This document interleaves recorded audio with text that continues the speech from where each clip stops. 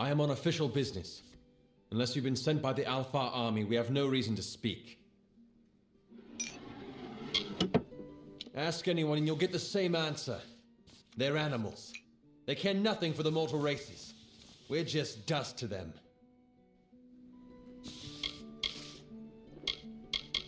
Ha! I'd like to see you prove that. Goodbye, my friend. I was a soldier once, in the years before the Crystal War. I saw many die at Galafor Fields. You could say I learned my lesson. I'm here as a recruiter for the Alfar army. My superiors believe there's still fresh blood to be wrung from the Forsaken Plain. They're wrong, of course. Let's just say I'm glad I'm not one of them. War is harsh on many people in many ways. Those of us who can avoid the suffering should. Good riddance. Thank you for coming all this way.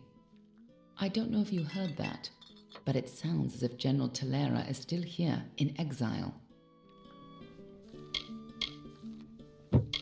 For all but losing the fortress of Melsenshire, long ago, Talera led our forces, but then the Tuatha produced a foe she could not best. Her forces barely survived the retreat out of Cluracan. Many blamed her for the loss, to have built up hopes so high, only to have them topple. That was Talera's crime, and she has paid for it, day after day. You're as quick as ever. Talera is in the cradle of summer, banished from the battlefields of Melsenshire until she can atone for her past. According to the Fate Weaver here, she seeks an artifact from Ural Tusk that might break the siege and aid our forces. But she cannot do so alone, for poor Talera is fated never to succeed. That is where you can help. Last I heard, General Talera was somewhere in northern Arathel, searching for a way to turn the tide of the war. I think she took a squad to Ural Tusk. You should be just what the general's looking for.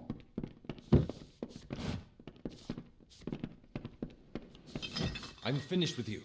This conversation is over. I don't feel like talking about the Tuatha anymore. A spy? Me? Ridiculous.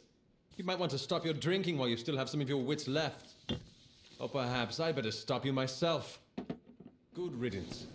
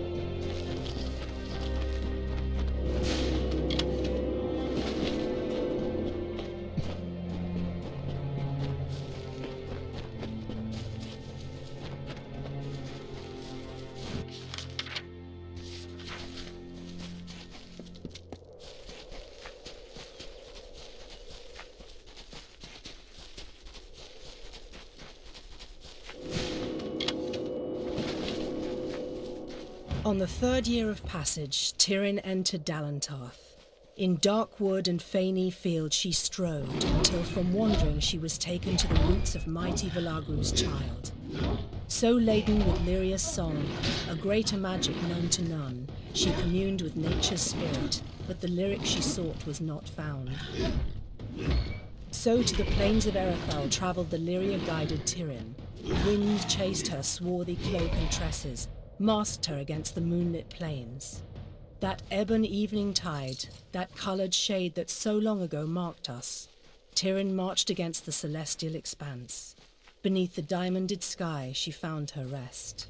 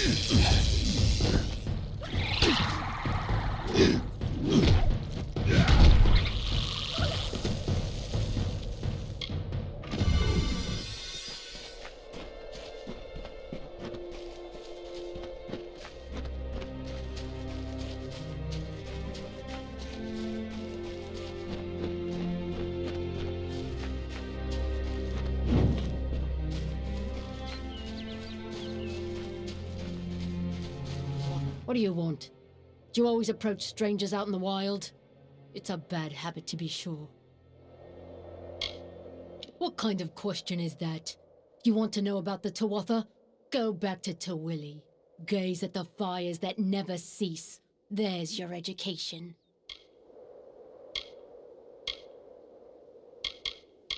How dare you? Do you have any idea of the suffering I've endured? I bet that Elrod sent you. He thinks he can go around blaming people for his wife's death, as if he's the only one who's lost someone. Lord Crass will hear about this. What do you wish to know? I can provide only what answers I possess. I have no idea what you mean. The thought is offensive at best.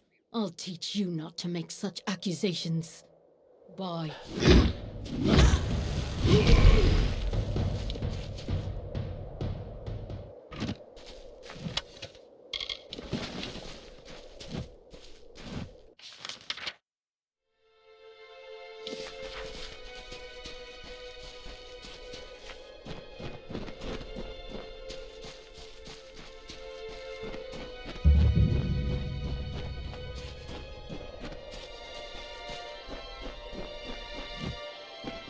Welcome.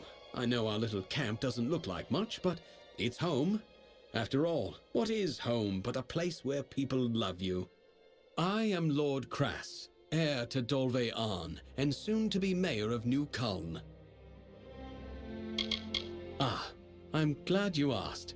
The village of Culm was a place of peace, of prosperity. Now it is little more than ashes and bones. But by burning our homes, the Tuatha have kindled in us a fire for survival. We will build a new Culm. All I need is the gold to support this bold undertaking, possibly by retrieving the treasures of Culm. Care to help? A nobler soul I've never met. Now, here is what I intend to do, because like all good leaders, I have a plan. My plan involves the treasures of Culm. The people of this good village were not mere farmers, but members of the highest strata. Their collection of valuables was truly second to none. To safeguard those possessions, and because many proved cumbersome on this long journey, they hid them. I want you to bring them to me. Sadly, we will need to sell them. The items are in Bitter Cove, east of here near the hills. It was deserted when we spent the night there, but I fear it's been occupied since then. Goodbye.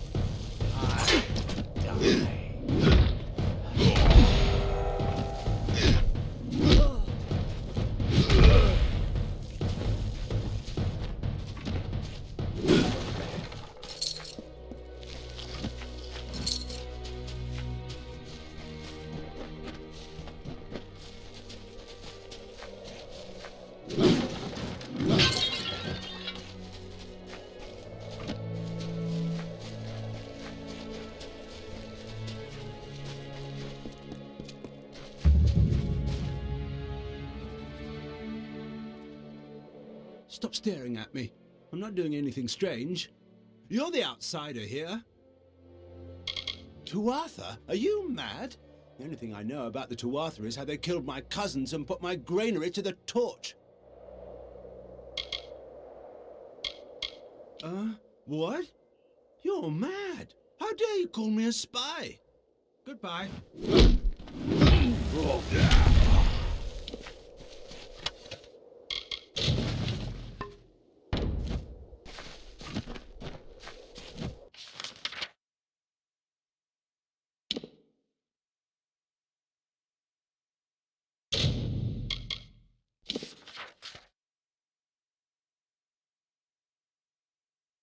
Yes?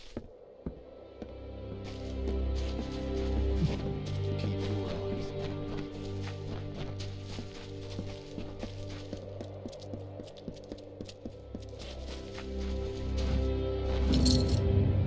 The road has been long for you, my friend. You wear the dust of a job well done. I thank you. The people of the Tuuli coast thank you. I have seen much savagery on the eastern shores. May it stay there, where blood fills the boots of the fallen. We all do our part. You have done yours. I was raised in Koln and spent my summers fishing the Tuuli coast. And when the war came, I threw my lot in with General Talera. May she forgive herself. They claim to be low on supplies, to be unable to spare even the smallest charity.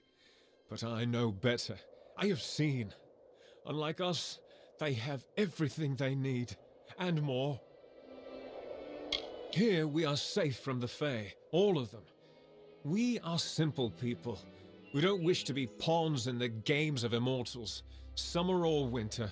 As for a mayor, the villagers have made it very clear that we're not welcome. There would be more understanding if they had endured our hardships. Stay vigilant.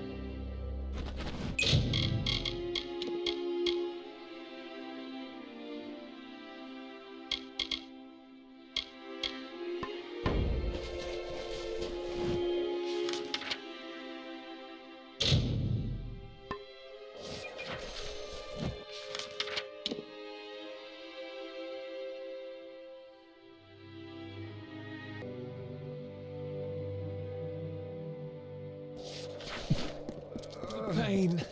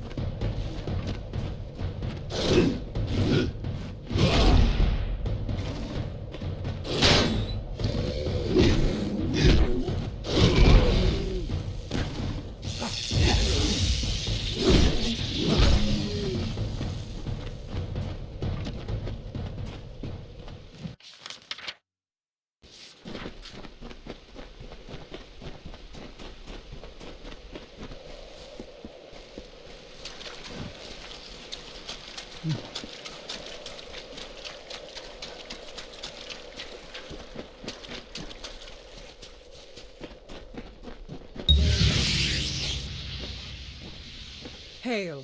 I am General Talara ap Gwydion, former commander of the Eastern Alpha forces. Surely you're not the aide Aelin Shear promised. She spoke as if she planned to send a whole squad of soldiers, not one faceless mercenary. So, she is behind this. That woman. One too many times she's meddled in my affairs, making promises she never intends to keep. Well, perhaps it is for the best. The fewer people involved in my affairs, the better. You see, misfortune follows closely at my heels. It is the lot fate has cast for me. The years have been long since I first learned of the means that might deliver Mel Senshir from the Tuatha. It lies in Earl Tusk, beyond a gate fated never to be opened, in a hall awash with Niskaru. Any who seek access to the ruin must face them. These ruins are said to be the resting place of the Piercing Light, a spear carved from the tusk of the Niskaru Duke, Gajor.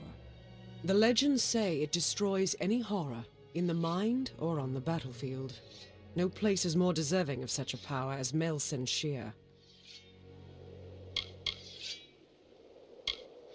For all my years of research, I've only ever found one clue to this puzzle: when the great voices rise in song.